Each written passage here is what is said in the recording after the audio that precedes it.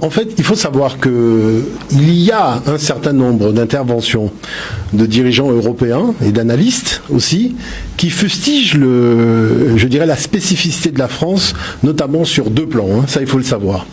La première chose, c'est que c'est une cellule privée de l'Élysée qui prend les décisions vis-à-vis de l'Afrique.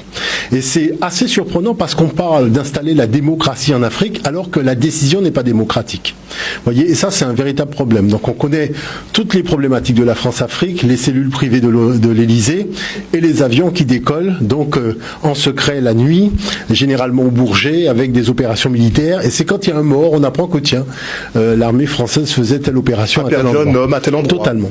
Et ça, c'est vrai que c'est assez problématique. Pourquoi ? Parce que on donne à une opération non démocratique une espèce de vision médiatique démocratique. Et on apprend toujours les choses a posteriori. Et chose particulière, c'est que l'Angleterre, par exemple, quand elle intervient en Afrique, il faut d'abord discuter au niveau de l'Assemblée. Les choses sont clairement dites avec des objectifs précis, et on fait le bilan après l'opération. Et c'est vrai que j'ai eu l'occasion d'entendre des dirigeants européens parler de monarchie à la française vis-à-vis de l'Afrique. Parce que tous les pays européens doivent en référer à leur assemblée pour pouvoir prendre une décision quand elle concerne, donc d'une façon générale, l'étranger. Mais sur l'Afrique, la France, elle est complètement... c'est-à-dire, on est vraiment dans la monarchie, le roi prend une décision, et on se demande, mais quand est-ce qu'il y a eu abolition de l'esclavage, abolition de la colonisation, et ça, c'est quelque chose quand même d'assez particulier. Maintenant, la deuxième chose, c'est la monnaie. La monnaie, parce que c'est une monnaie qui est régie dans un système qui est totalement arbitraire. Il faut savoir que cette forme de système monétaire, la France l'a découvert avec Hitler. Parce que c'est Hitler qui avait appliqué à la France et à la Pologne, enfin tous les pays que l'Allemagne nazie avait conquis, ce qu'on appelle le nazisme monétaire avec les fonds de compensation. Et à l'époque, Hitler avait mis le mark à 20 francs. C'est-à-dire quelqu'un qui avait un mark, un Allemand qui avait un mark, ça valait 20 francs.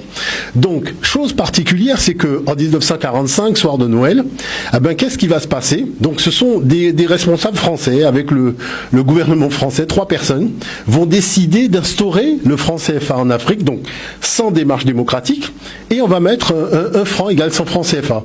Aujourd'hui, avec l'euro, vous imaginez, un euro vaut 656 francs CFA. C'est-à-dire que c'est quelque chose d'assez extraordinaire.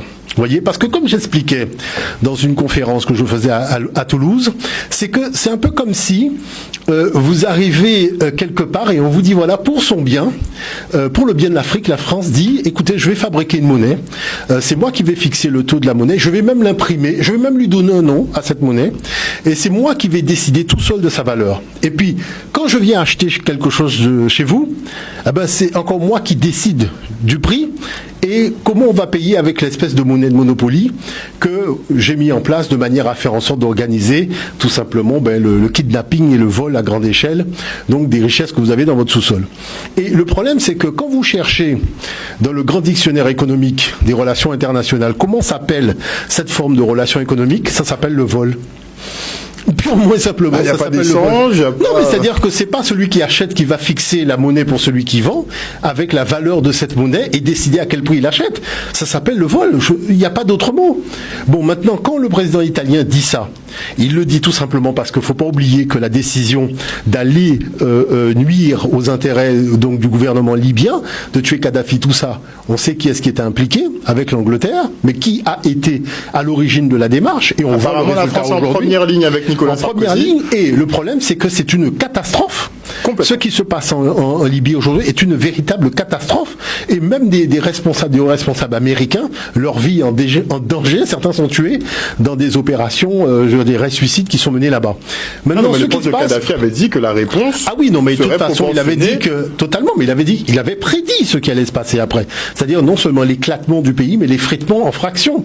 Et on voit que c'est ce qui se passe. Bon, maintenant le problème, c'est que compte tenu du fait que il y a eu un appauvrissement des pays africains régis dans la zone franc CFA. On n'a pas développé une industrie qui permettait de garder les gens chez eux pour tout simplement leur permettre de se faire un avenir professionnel sur place. Les gens partent.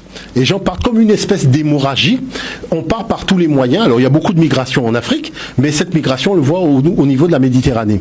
Et la chose, c'est que la France, qui est responsable de la situation, on ne va pas se leurrer, la France qui est responsable de la situation veut partager, la responsabilité avec des pays qui n'ont rien à voir avec ça.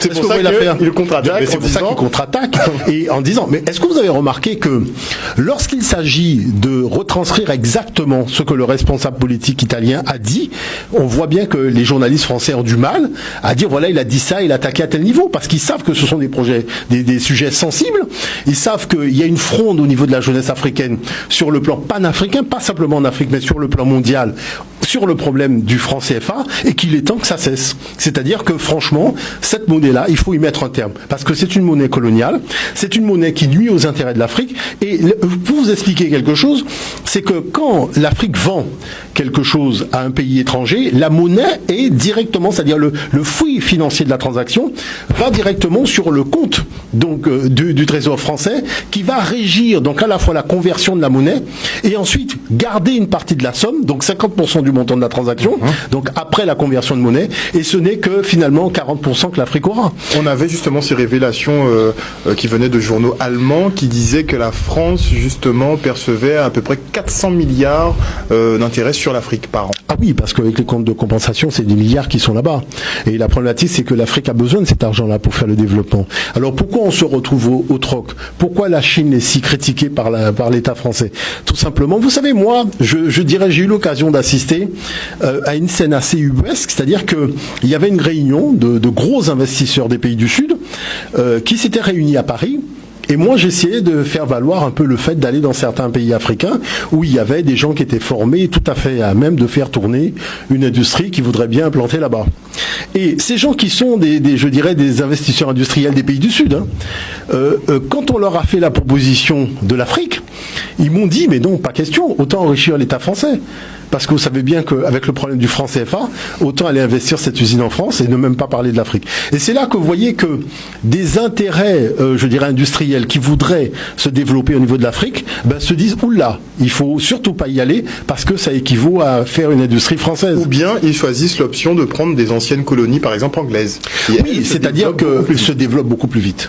C'est-à-dire qu'on s'aperçoit bien qu'il y a une énorme différence entre les anciennes colonies anglophones, les anciennes colonies francophones, mais il y a aussi les lusophones. Quand vous voyez l'Angola, ce qui se passe avec, je dirais, cette manne pétrolière qui permet de se développer, et il y a une chose quand même qui est assez symptomatique, c'est que chaque fois qu'il y a des élections à problème, c'est dans l'espace francophone. C'est-à-dire, dans l'espace francophone, il y a un problème d'élection. C'est-à-dire, les élections, c'est toujours du grand n'importe quoi. Et franchement, c'est-à-dire que on voit bien que ce grand n'importe quoi là vient bien de quelqu'un, de quelque part. En tout cas, on voit que là-dessus, vous avez une espèce d'élite qui n'est pas si nombreuse que ça, mais qui a décidé que l'Afrique c'est son porte-monnaie. Vous voyez, c'est-à-dire c'est son petit porte-monnaie privé, c'est un jeu à la Benalla, on n'a pas de compte à rendre à personne et on fait un peu ce qu'on veut. Est-ce que vous voyez ce que je veux dire par là? On est dedans. Et la chose c'est qu'il a raison de taper du pied sur la table. Il a raison, ce monsieur, de remettre, je dirais, le service 3 pièces sur la problématique du franc CFA et que ça soit un dirigeant européen qui le dise clairement. Mais il n'y a pas que lui qui le dit. Lui, il a dit ouvertement, mais en fait beaucoup le pensent. Oui, je dirais. D'une façon générale, j'ai déjà entendu des déclarations qui montrent bien que les gens ne sont pas dupes. Vous voyez, parce que prenons l'exemple, par exemple, de l'Allemagne. L'Allemagne se développe, elle n'a pas de colonie. Et on parle de l'amitié franco-allemande, de l'économie franco-allemande, mais les Allemands même disent quoi? Vous avez des colonies, c'est vous qui courez après l'Allemagne, nous est-ce que... En plus, la France a récupéré les colonies allemandes. Mais justement, la France est considérée comme le dernier pays colonial au monde. Mais bien sûr. Alors on fait la francophonie, on veut partager sa langue, mais quand il faut partager les richesses, comme par hasard, on fait la cupidité. Vous voyez? Et vous avez des gens qui vont se vautrer dans la francophonie et qui ne voient pas que le problème, c'est qu'il y a quand même des accords financiers à renégocier, il y a des choses à voir à ce niveau-là, et qu'on peut pas faire la francophonie quand on vous pille dans votre dos. C'est pas possible. On est en train d'appauvrir votre peuple, on vous empêche de vous développer avec des infrastructures modernes, et vous êtes en train de dire oui, on va faire la francophonie. C'est quoi cette affaire? C'est du